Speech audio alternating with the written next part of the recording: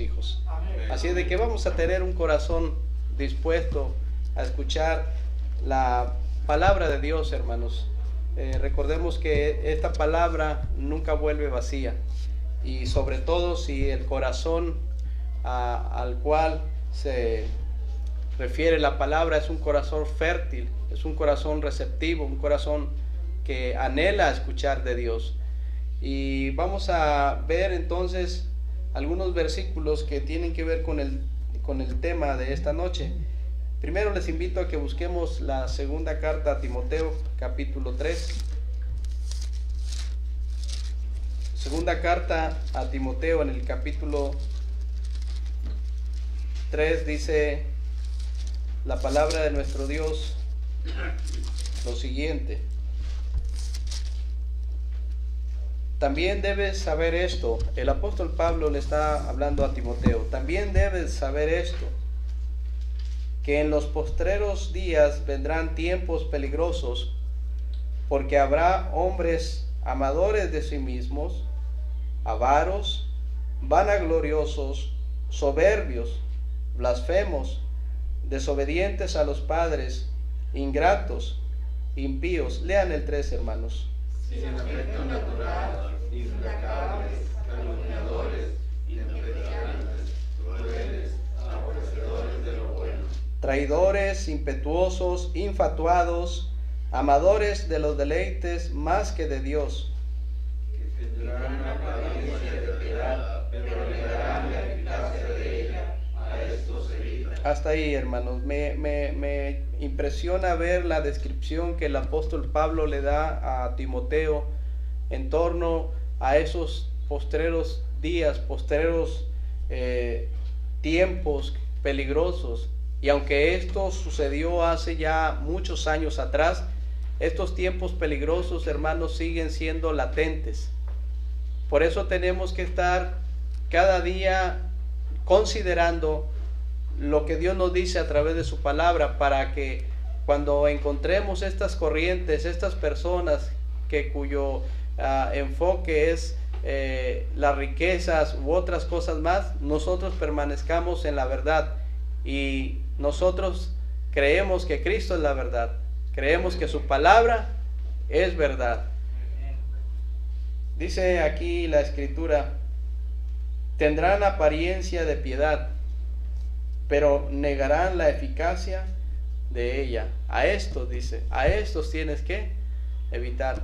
Hermanos, el propósito de este mensaje es fortalecer nuestras convicciones a través de la palabra de Dios, ya que estamos viviendo tiempos difíciles. Hay personas que están predicando cosas totalmente opuestas a la palabra del Señor. Es terrible que aún en las iglesias bautistas se estén soltando, déjeme manejarlo así, los púlpitos, para que lleguen personas y empiecen a hablar enseñanzas muy opuestas a la palabra del Señor. Por eso un discípulo del Señor tiene que estar bien consciente cuál es su llamado, cuál es su enfoque. Acuérdense, hermanos, que un discípulo es una persona que recibe enseñanzas de su maestro, o que sigue algunos estudios de él. Y nosotros tenemos a Cristo como nuestro maestro, como nuestro Señor y como nuestro Salvador. ¿Qué características encontramos en un discípulo? Bien, antes de ver algunas de ellas, busquemos una vez más en la lectura Hechos capítulo 11. Dice aquí que los que habían sido esparcidos a causa de la persecución que hubo con motivo de Esteban pasaron hasta Fenicia, Chipre y Antioquía, no hablando a nadie la palabra, sino solo a los judíos.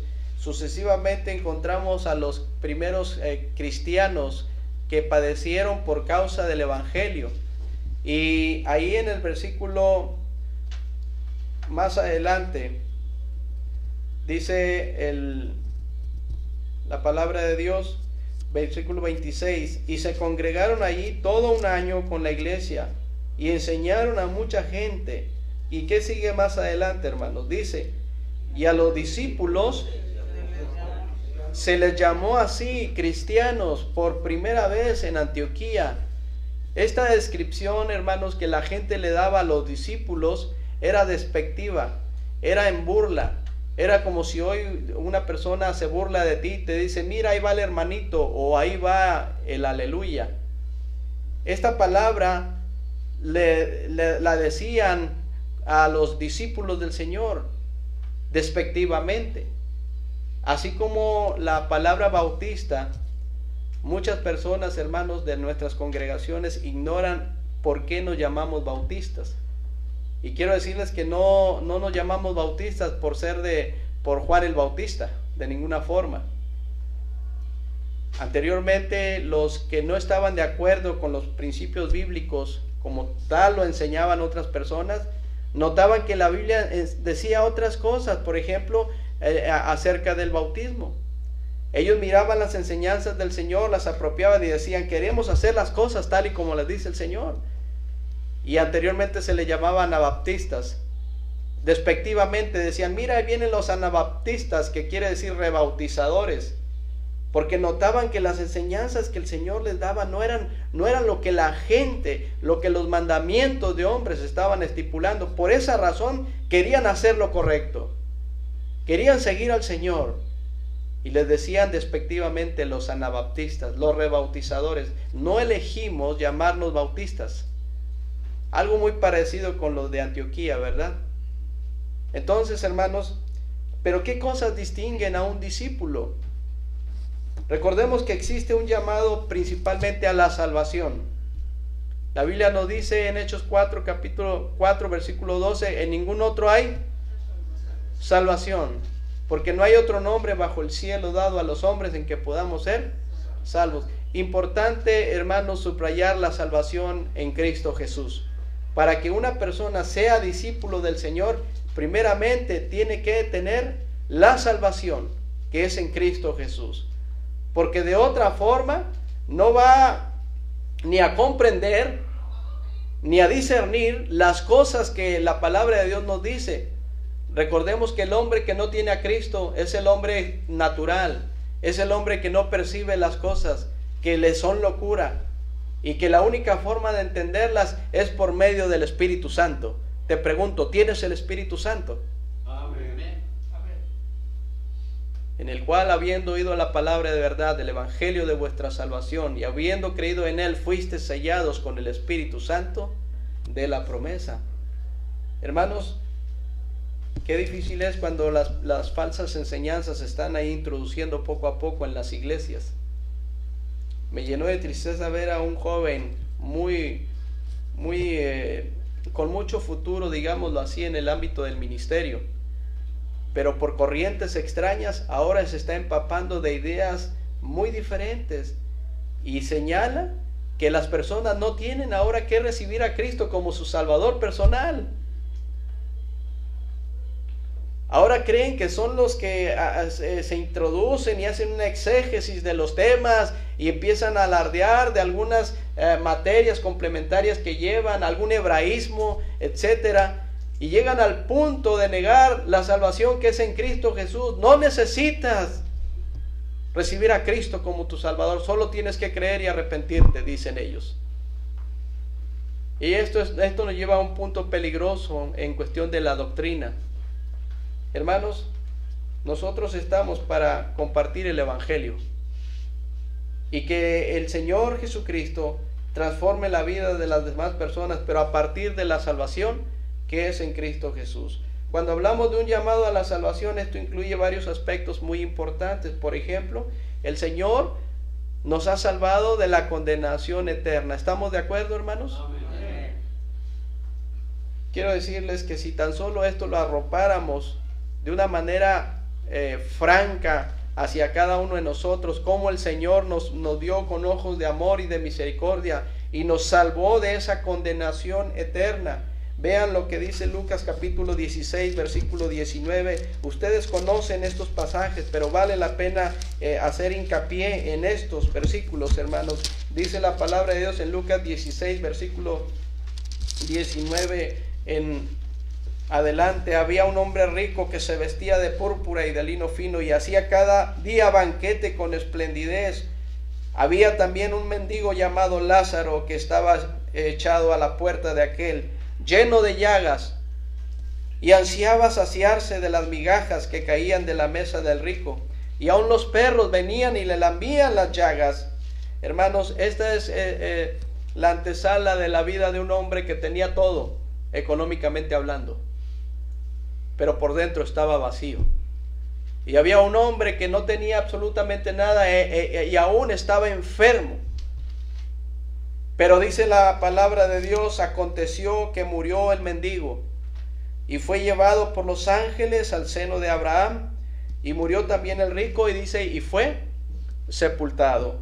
Esto nos habla, hermanos, de que irremediablemente la muerte, que significa separación, va a llegar a cada uno de nosotros. ¿En qué condiciones? No lo sé. ¿En qué tiempo? No lo sé. Lo que sí sé que la edad de nuestra edad es 70 años, y en los más robustos 80 años, dice la palabra de Dios. Y si se dan cuenta, hermanos, el tiempo es muy corto. Me gocé mucho estar ahí en Cerro Azul y ver a los hermanos, y sobre todo ver a unos jóvenes, algunas señoritas que se acordaron de un servidor cuando llevamos aquel tiempo escuelitas bíblicas. Pero usted los ve y los ve ya grandes, los ve muy diferentes, pero gracias a Dios porque ellos recibieron a Cristo en sus corazones. Y me doy cuenta que el tiempo está pasando rápidamente.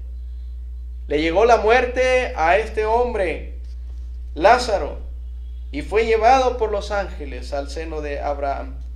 Y el rico de la misma forma murió y fue sepultado. Pero hubo una gran diferencia, porque uno de ellos, dice la Biblia, el rico, en el Hades alzó sus ojos estando en tormentos. ¿Sí? En el Hades, en el lugar donde van los muertos.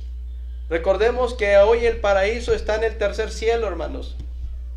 Antes estaba en el centro de la tierra. Y aquí vemos un ejemplo de ello, cuando el rico dice, y en el Hades abrió sus ojos, estando en tormentos, y dice la palabra de Dios, y vio de lejos a Abraham, y a quién más, y a Lázaro que estaba con él. Lo podía ver, porque había una gran cima entre ellos. Una cima no tiene que ver con una montaña, sino con un espacio, en el cual podían verse mutuamente. Pero cuando Cristo dice que en Efesios capítulo 4 llevó cautiva la cautividad y dio dones a los hombres, el que subió por encima de todo para llenarlo todo es el mismo. El Señor en ese entonces llevó el paraíso y está en el tercer cielo, y actualmente el infierno queda en el centro de la tierra. Y el rico pudo ver a Abraham y a Lázaro. Pero ¿cuáles eran las condiciones de este hombre rico? Dice la palabra en el versículo 24, entonces él, dando voces, dijo, Padre Abraham, ten misericordia de mí, y envía a Lázaro para que moje la punta de su dedo en agua, y dice, y refresque mi lengua, porque estoy atormentado en esta llama. Hermanos, estos pasajes ustedes los conocen, lo han leído, lo han meditado, pero quiero decirles que si existe un llamado a la salvación es principalmente para salvarnos de este lugar terrible, que es real, hermanos. Quiero decirles que es palpable. Y ese hombre que estaba ahí atormentado en esa llama, ese hombre que clamaba y decía, Abraham, manda a Lázaro, ese hombre sigue ahí. ¿Te das cuenta de que Juan capítulo 3 versículo 16 dice, porque de tal manera amó Dios al mundo, que ha dado a su Hijo unigénito, para que todo aquel que en él cree no se pierda? Precisamente habla de esto, que no se pierda eternamente en ese lugar de tormento. Hermano, pero es que el infierno existe aquí, son los problemas y las enfermedades. Hermanos, no alcanzamos a dimensionar el gran amor de Dios para con nosotros, de tal forma que no quiere que ninguno perezca en ese lugar, sino que todos procedan ¿a qué cosa? A ese cambio de actitud, al arrepentimiento, porque si no hay arrepentimiento, no hay salvación. Y ese hombre sigue ahí. Escuchamos de algunas celebridades que ya murieron, hermanos. Y las personas, tal parece que esto es una cortina de humo porque desvía sus atenciones y están enfocadas a estas cosas que quiero decirles no son tan relevantes. Pero ahí están las personas afirmando que ahora estas celebridades están en el cielo cantándole a Dios, cuando realmente si ellos no se arrepintieron, si ellos no recibieron a Jesucristo como su Salvador personal, en este momento están haciéndole compañía a aquel hombre rico, clamando y llorando. Porque ¿cuándo saldrán de ese lugar? Nunca, hermanos. Es una condenación eterna. Y de ahí al lago de fuego, hermanos. ¿Te has puesto a pensar cuánto te duele quemarte con un cerillo o algún encendedor? ¿Te has quemado alguna vez? Imagínate las personas que sufren quemaduras en todo su cuerpo. Sufren bastante. Ahora imagínate estar en ese lugar eternamente. ¿Te das cuenta del gran amor que Dios nos tiene a cada uno de nosotros? Para que no llegásemos a ese lugar. ¿Y cuándo van a salir? Nunca. Por eso, hermanos, tenemos que estar conscientes que para ser un discípulo del Señor tiene que haber un parteaguas y es un llamado a la salvación. ¿Tú tienes a Cristo en tu corazón? Amén. Y déjame decirte que tienes familiares, amigos, conocidos. ¿Te gustaría que estuvieran con aquel hombre rico también? Qué terrible, hermanos. Por eso tenemos que hacer todo lo que esté de nuestra parte para hablarles de este mensaje que en primer lugar les va a salvar de las condenaciones eternas por medio de Jesucristo. Pero también en Mateo capítulo 9 versículos 1 en adelante dice la palabra de Dios, hermanos, que para ser un discípulo del Señor, sin duda Él perdonó todos nuestros pecados. Gracias a Dios, hermanos, porque el pecado hace una separación entre Dios y nosotros. Pero precisamente el mensaje de salvación, el evangelio, ¿sí? Cristo murió por nuestros pecados, fue sepultado y resucitó al tercer día conforme a las Escrituras. Hermanos, el pecado por su nombre. Algunos quieren catalogar el pecado chico, pecado grande. El pecado es pecado, hermanos. Y la Biblia nos dice que ese pecado nos separa de Dios.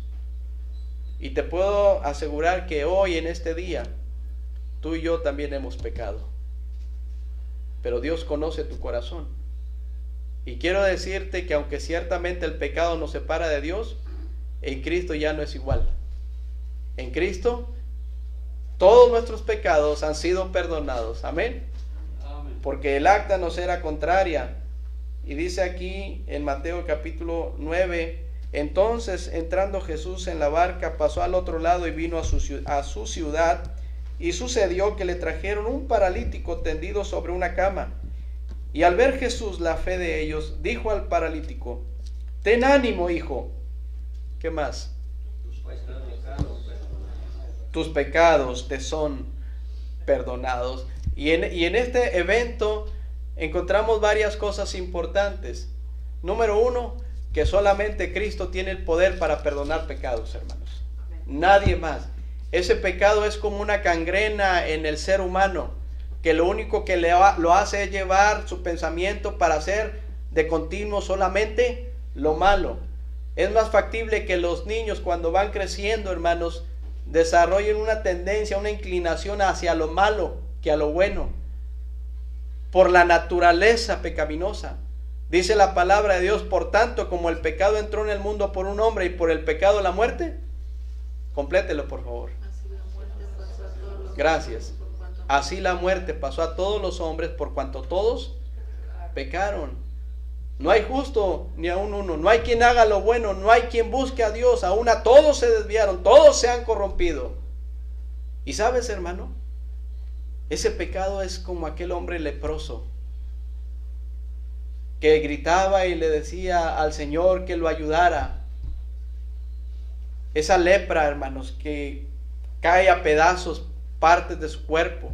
Así es el pecado, nos afecta, lastima y puede afectar a otros también. Señor, ayúdame. Y el Señor lo ve y le dice, ¿qué quieres que te haga? Señor, límpiame. Y él dijo, quiero, sé limpio. Y al instante la lepra se fue.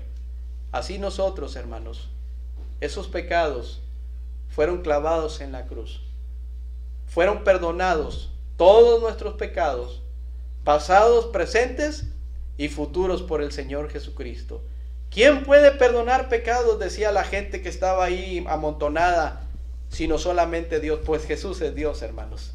Amén. Y Él tiene autoridad. Y para de alguna forma hacerles entender que Él tiene el poder, le dijo, ¿qué es más fácil decirle a este paralítico? Tus pecados te son perdonados, o decirle, levántate, toma tu lecho y vete a tu casa. Pues para que sepan que el Hijo del Hombre tiene poder para perdonar pecados, le dijo, levántate y vete a tu casa. Y al instante el hombre lo hizo, y todos glorificaban a Dios. Qué bonito, hermano, cuando tú y yo caímos de rodillas al Señor y abrimos nuestro corazón y reconocimos nuestra condición pecaminosa. Si no hay reconocimiento, si no hay arrepentimiento, no hay salvación.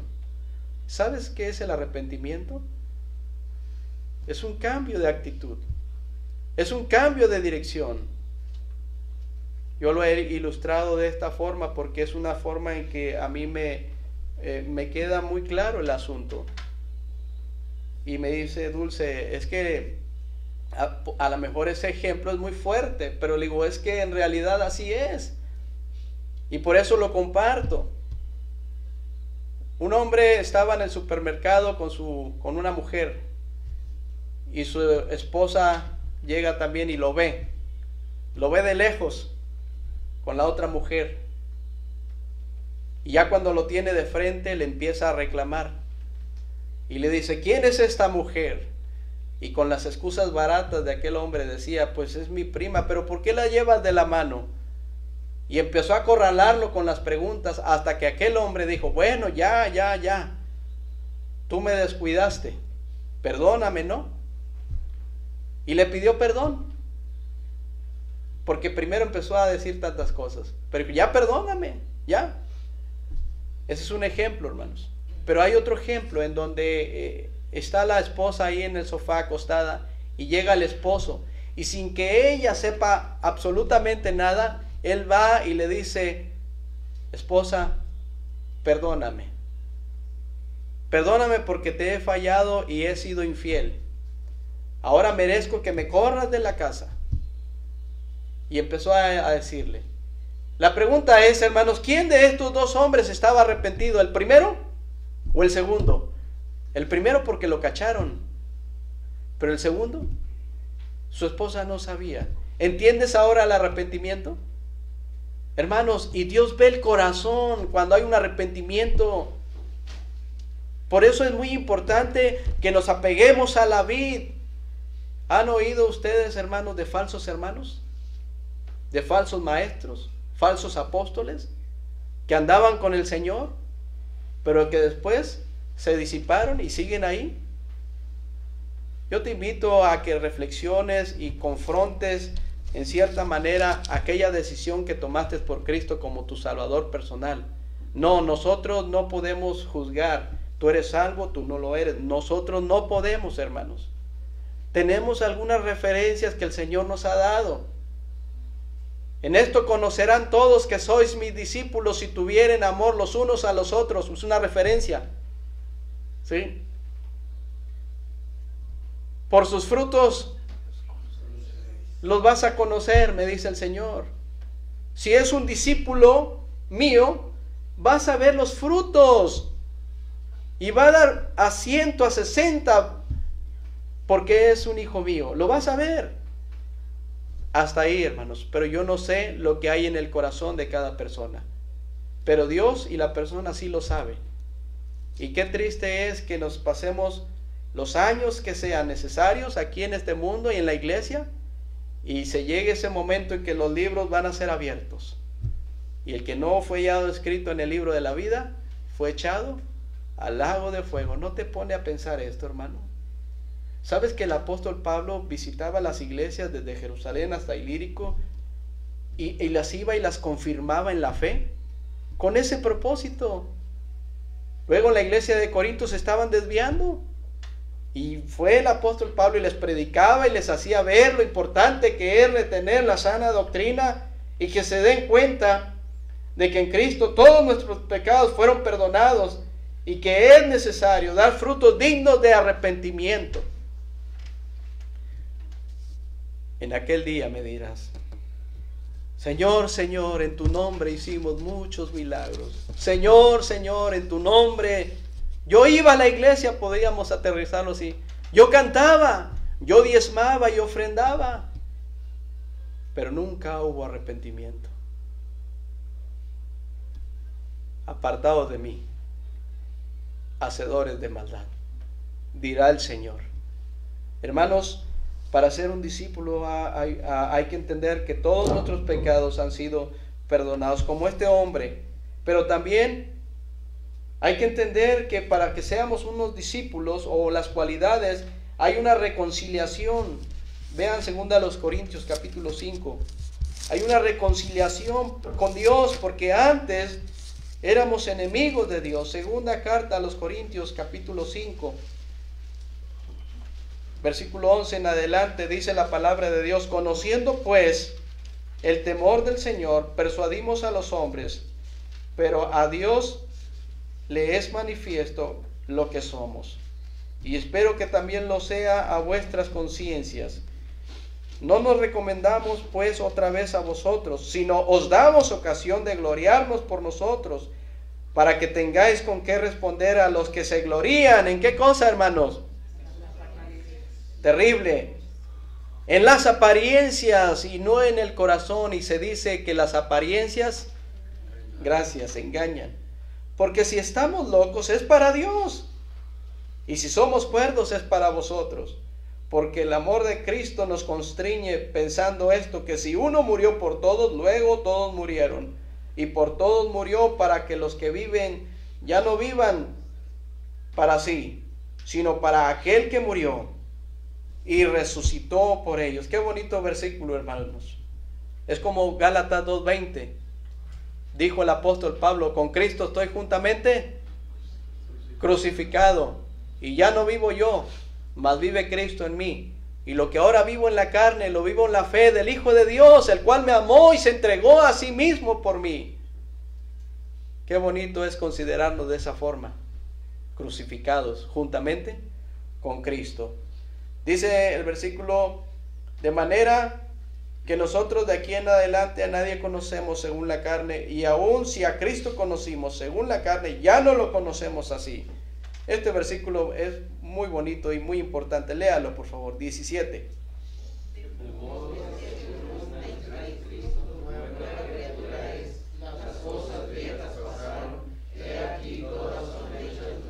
Amén. Observa otra referencia de la cual les hablamos hace rato. Por sus frutos, si tuvieren amor. De modo que si alguno está en Cristo, ¿qué cosa? Es nueva criatura. Y las cosas viejas ya quedaron atrás, hermanos. Ya pasaron. Y qué difícil entenderlo. Y todo esto proviene de Dios, que nos reconcilió consigo mismo por Cristo y nos dio el ministerio de la reconciliación. Hermanos, antes éramos enemigos de Dios. Estábamos enemistados. Antes muchos de nosotros no buscábamos las cosas de Dios, o si lo hacíamos era de una forma meramente religiosa. ¿O no, hermanos?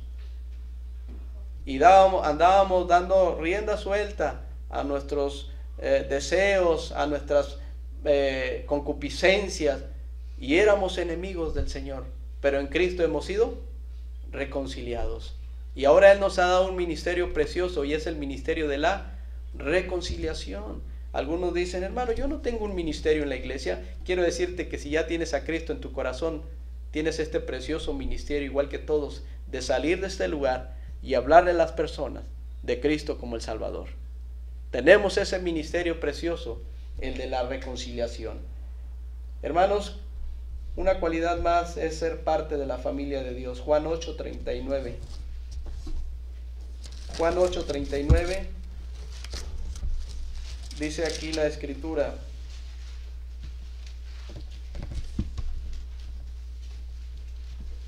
Y respondieron y le dijeron, nuestro padre es Abraham. Eran los hombres religiosos que siempre estaban buscando algo para acusar al Señor. Jesús les dijo, si fueseis hijos de Abraham, las obras de Abraham harías. Ahí está otra referencia. Pero ahora procuráis matarme a mí, hombre que os he hablado la verdad, la cual he oído de Dios. ¿No hizo esto Abraham? ¿No hizo esto Abraham?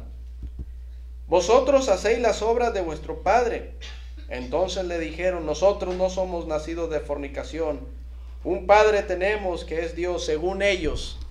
¿Sí? Según ellos. Jesús entonces le dijo, si vuestro padre fuese Dios, ciertamente me amarías, porque yo de Dios he salido y he venido, pues no he venido de mí mismo, sino que Él me envió. ¿Por qué no entendéis mi lenguaje? Porque no podéis escuchar mi palabra. Vean el 44, léanlo, hermanos.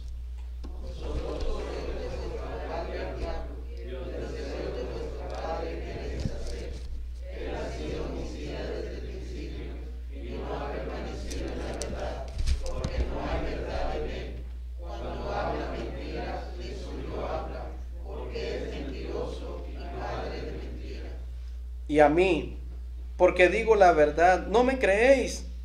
¿Quién de vosotros me redarguye de pecado? Pues si digo la verdad, ¿por qué vosotros no me creéis? El que es de Dios, nota hermano, el que es de Dios, las palabras de Dios, oye. Por esto no la oís vosotros, porque sencillamente hay veces, hermanos, que las personas pueden cerrar sus oídos y cerrar su corazón a la palabra de Dios, y por eso no hay cambios en sus vidas. Y más aún, esta referencia es porque tal vez no han nacido espiritualmente. ¿Recuerdan Juan capítulo 3? Había un hombre que se llamaba Nicodemo, un principal entre los judíos. Este vino a Jesús de noche. ¿Sí lo recuerdan? Fue de noche. Una persona que no tiene a Cristo en su corazón es muy parecido. Vive de noche, vive en tinieblas y no le ha resplandecido la luz del Evangelio. Por eso continúa de la misma forma, no cambia, porque no ha experimentado el nuevo nacimiento. De cierto os digo, que el que no naciere de nuevo no puede ver el reino de Dios. ¿Cómo? Dijo Nicodemo. ¿Cómo? Eres un maestro de Israel y no entiendes lo que te estoy diciendo, Nicodemo, que tú necesitas nacer de nuevo. ¿Cómo puede un hombre siendo viejo entrar al vientre de su madre por segunda vez y nacer? No lo entiendes, Nicodemo. El viento sopla de donde quiere y oye su sonido, mas no sabes ni de dónde viene ni hacia dónde va. Así es todo aquel que es nacido del Espíritu. No te maravilles de esto, Nicodemo. Hermanos, Nicodemo nació de nuevo cuando tuvo un encuentro con el Señor. Sí fue de noche, y así se le conoce como el que fue de noche. Vean ahí Juan capítulo 7, versículo 50. Les dijo Nicodemo, el que vino a él de noche, el cual era uno de ellos, ¿sí? Era porque reconocían que nunca había hablado un hombre de esa manera. Pero ahí todavía la referencia de Nicodemo es que fue de noche. Pero vean ahí mismo en Juan capítulo 19, versículos 38 y 39. Dice aquí la palabra de Dios. Después de todo esto, José de Arimatea, que era, ¿qué cosa, hermanos? Discípulo de Jesús, pero secretamente por miedo de los judíos, rogó a Pilato que le permitiese llevarse el cuerpo de Jesús, y Pilato se lo concedió. Entonces vino y se llevó el cuerpo de Jesús. Lean el 39, por favor.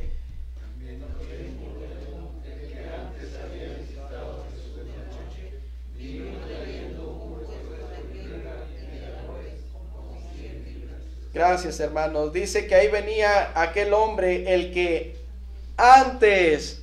¿Notas, hermano? El que antes, sí, hermano, tal vez yo era de esta forma, era un comportamiento así, era maldiciente, tal vez tomaba bebidas alcohólicas, tal vez me comportaba así, pero en Cristo somos nueva criatura. Y eso era antes. Así Nicodemo, hermanos, hasta que experimentó el nuevo nacimiento, fue una persona diferente. El que había ido a Jesús de noche, tiempo pasado, vino trayendo un compuesto de mirra y de aloes para preparar el cuerpo del Señor Jesucristo. Una persona totalmente diferente, porque ahora era parte de la familia de Dios por medio del nuevo nacimiento. El que no naciere de agua y del Espíritu no puede ver el reino de Dios. Y en ese versículo de Juan capítulo 3 nos habla de los dos nacimientos. El que no naciere de agua, número 1, el líquido amniótico que cubre el vientre de la mujer cuando está durante 9 meses esperando a ese pequeñito o a esa pequeñita que es de Dios y que Dios lo está formando. Y de repente esa fuente se rompe y hace el tiempo de nacer. ¿Sí? Nacimiento físico, hermanos. Pero hay un nacimiento espiritual. Y este nacimiento se efectúa cuando la persona acepta a Jesucristo como su Salvador personal. Amén.